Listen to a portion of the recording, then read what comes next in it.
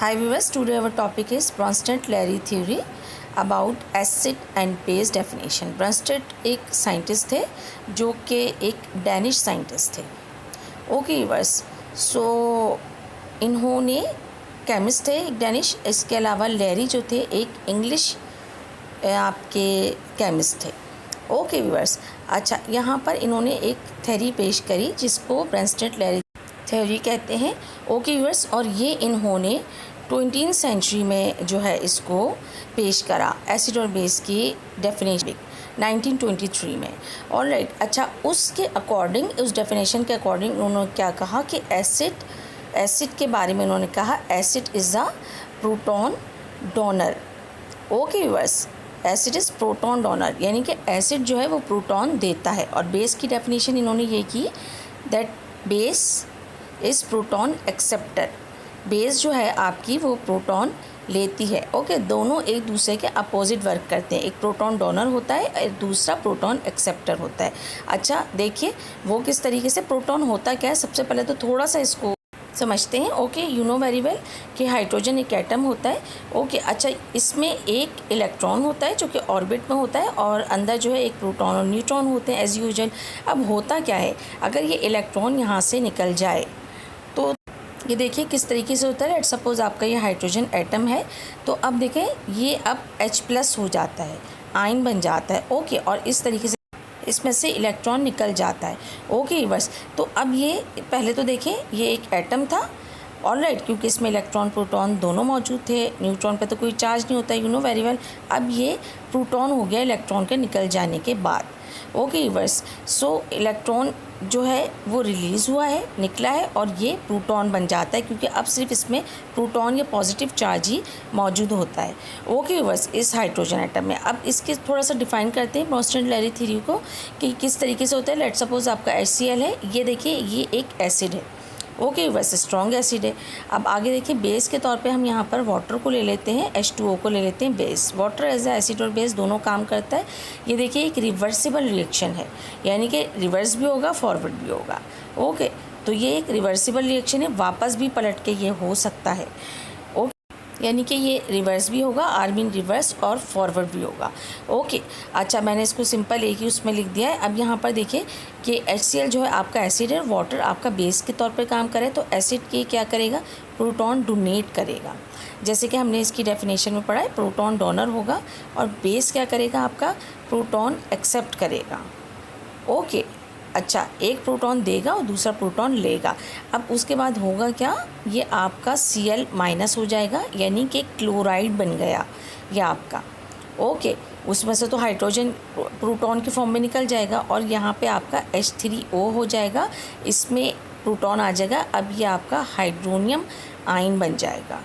Okay बस, अच्छा hydronium ion, या आप इसके अलावा इसको ऑक्सोनियम आयन भी कहते हैं. ओके, अच्छा ये जो है दोनों इसी के नाम है H3O के. अच्छा अब ये देखिए ये जो आपका क्लोराइड है जिसने कि हाइड्रोजन HCl ने एसिड ने दिया, अब ये Cl- हो गया है. ओके, तो यहाँ पर देखिए होता क्या है, ये माइनस साइन जब इस पे आ जाता है, प्रोटॉन देता है, तो अब ये कॉन्जुगेट बेस बन जाता है. ओके, यहाँ पर ओके, अब पहले ये एसिड था, प्रोटॉन देने के बाद कॉन्जुगेट बेस बन गया. ये देखिए बेस था वाटर, और ये प्रोटॉन लेने के बाद, एक्सेप्ट करने के बाद कॉन्जुगेट एसिड बन गया, कॉन्जुगेट एसिड. अब ये कॉन्जुगेट बेस और एसिड क्या होते हैं इसको हम डिफ़ाइन करेंगे आगे. पहले थोड़ी सी इसकी मैकेनिज़्म देख लीजिए. अच्छा वो किस तरीके से होती है, लेट्स हैव अ लुक. ये आपका एसिड है HCl. ओके, क्लोरीन और हाइड्रोजन के दरमियान बॉन्ड बन रहा है, कोवलेंट बॉन्ड बनता है.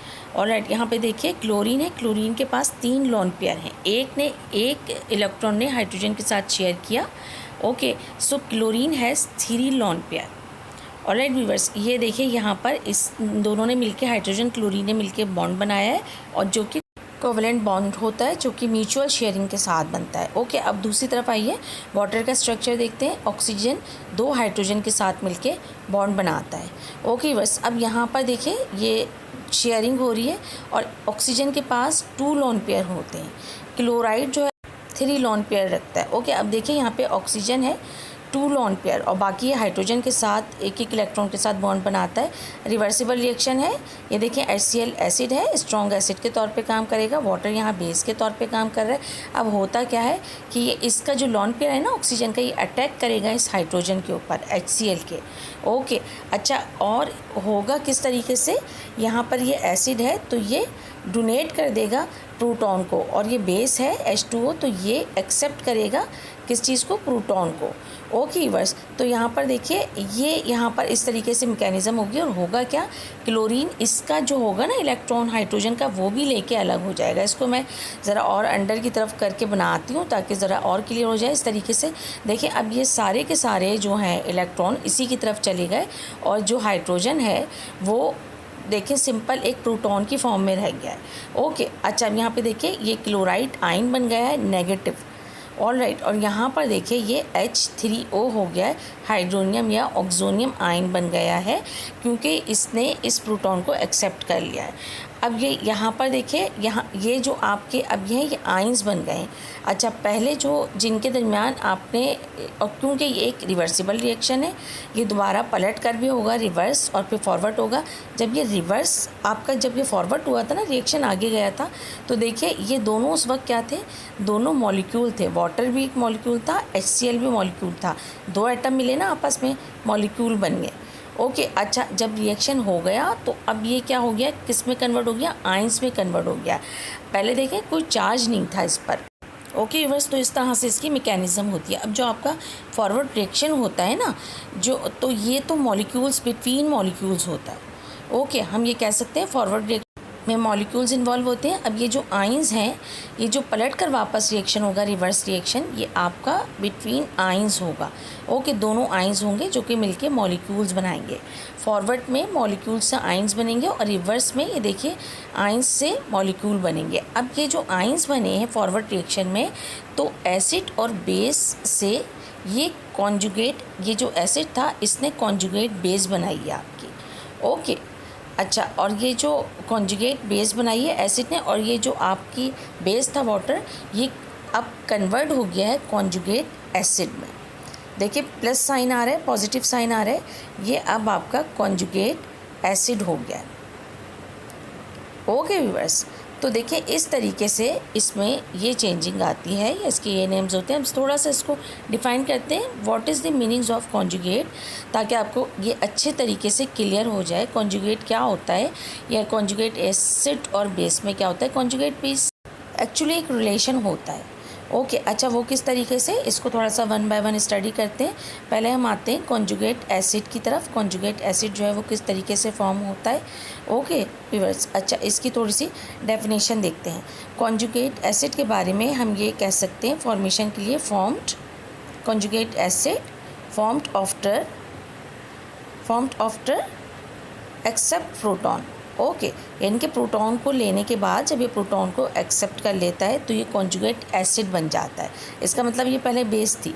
अब इसी तरीके से कॉन्जुगेट बेस क्या होता है, कॉन्जुगेट बेस जो होती है वो आपकी बनती है या फॉर्मेशन होती है formed after donate proton. Okay, यानी कि प्रोटॉन, गिव प्रोटॉन और डोनेट प्रोटॉन, यानी प्रोटॉन देने के बाद कॉन्जुगेट बेस बनती है, यानी कि पहले ये एसिड था। Okay verse, are you getting my point.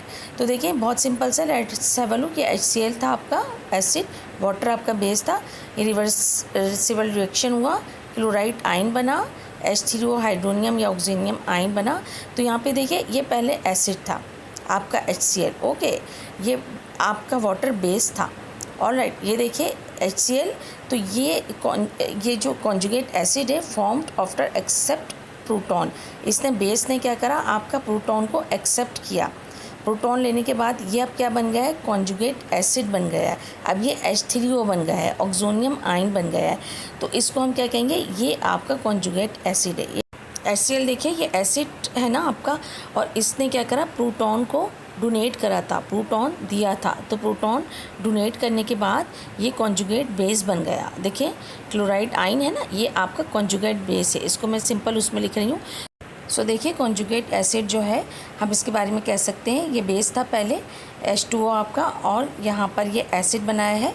तो ये formed after accept proton, proton लेने, और कॉन्जुगेट बेस क्या है, formed donate proton. Okay, HCl ने आपका प्रोटॉन डोनेट किया और कॉन्जुगेट बेस बन गया है। माइनस और प्लस साइन से भी आप इसको देख सकते हैं। अब बेस जो है वो आपका किस में कन्वर्ट हो जाता है, कॉन्जुगेट एसिड में, और एसिड जो है वो आपका किस में कन्वर्ट हो जाता है, कॉन्जुगेट बेस में। अब ये आपको बहुत अच्छे से क्लियर हो गया होगा, यानी कि हम ये कह सकते हैं कि आफ्टर रिएक्शन ये कॉन्जुगेट एसिड और बेस में चेंज हो गए हैं, और बिफोर रिएक्शन ये सिंपल आपके बेस और एसिड थे। ओके बस, तो यहाँ पर आपको इसका जो कॉन्जुगेट है वो कंप्लीट क्लियरली समझ में आ गया होगा। अब थोड़ा सा इसको और वजाहत देख लेते हैं इसकी। Let's have a look. Acid है आपके, यहाँ पर हम एसिड के नाम मेंशन करते हैं जो कि आपके कन्वर्ट हो जाते हैं कॉन्जुगेट बेस में। ओके वर्स, और वो किस तरीके से होता है, इसकी बहुत सिंपल आसान सी वो होता है। इसी तरीके से आपकी बेस है, और बेस किस तरीके से कन्वर्ट होती है आपकी कॉन्जुगेट एसिड में।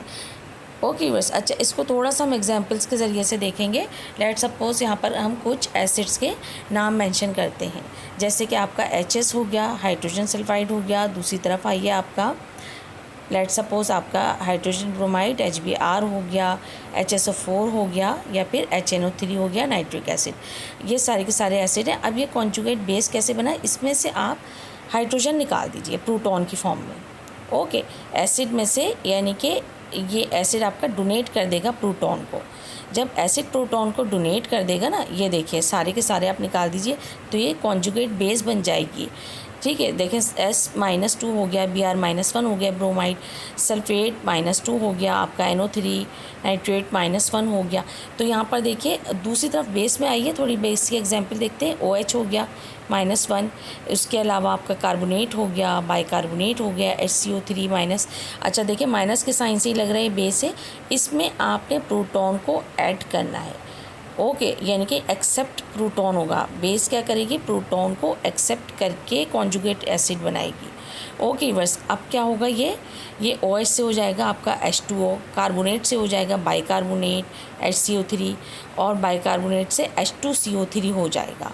ओके, तो यहाँ पर देखिए ये यहाँ पर फ़र्क है, प्रोटॉन डोनेट करा है ना जब इसने, यानी कि हाइड्रोजन को निकाला है, तो हाइड्रोजन प्रोटॉन की फॉर्म में वो भी, तो जब इसने प्रोटॉन की फॉर्म में हाइड्रोजन को निकाला है, मैं माइनस का साइन लगा रही हूँ, तो ये कॉन्जुगेट आपका बेस बना, और ये देखिए हाइड्रोजन को एक्सेप्ट किया प्रोटॉन की फॉर्म में, तो कॉन्जुगेट एसिड बन गया है। ओके, तो यहाँ पर यानी कि प्रोटॉन निकालने के नतीजे में कॉन्जुगेट बेस बना है, प्रोटॉन एक्सेप्ट करने के रिजल्ट में कॉन्जुगेट एसिड बना है। तो देखिए इसको एग्जाम्पल के ज़रिए से भी हमने देखा। अब थोड़ा सा आइए और इसकी ये जो ब्रॉन्स्टन लॉरी थ्योरी है, इसको एक एग्जाम्पल के ज़रिए से और देखते हैं। ये अमोनिया है, यहाँ पर इसका रिएक्शन वाटर के साथ करवाते हैं। ओके, अमोनिया इस वक्त यहाँ पर एज अ बेस रिएक्ट कर रही है, और water as a acid react कर रहा है। Okay, you know very well. अब जब इनके दरमियान रिएक्शन होगा तो अमोनियम आयन बन जाएगा NH4+, और हाइड्रोक्सिल आयन बन जाएगा। ओके, यानी कि ऑक्सीनियम आयन। अब देखिए ये एक रिवर्सिबल रिएक्शन है। यहाँ पर अब देखिए बेस, अमोनिया क्या है, एक बेस है, और बेस बेस जो है वो प्रोटॉन को एक्सेप्ट करती है, प्रोटॉन एक्सेप्ट बेस करती है, और एसिड जो होगा वो प्रोटॉन को डोनेट करेगा। जैसे कि हम पहले से पढ़ते चले आ रहे हैं, प्रोटॉन डोनेट करने के बाद देखें क्या होता है, आपने बेस ने तो एक्सेप्ट करा प्रोटॉन, और ये अब बन जाती है कॉन्जुगेट एसिड। प्लस साइन से भी आप इसको देख लीजिए। ओके व्यूअर्स, आप यहाँ से भी याद रख सकते हैं इसको। तो बेस से तो ये बन गया है कॉन्जुगेट एसिड, और एसिड वाटर ने एज ए एसिड रिएक्ट किया था, सो ये बन गई है कॉन्जुगेट बेस, यानी कि देखिए माइनस इसमें आयन ये बना है।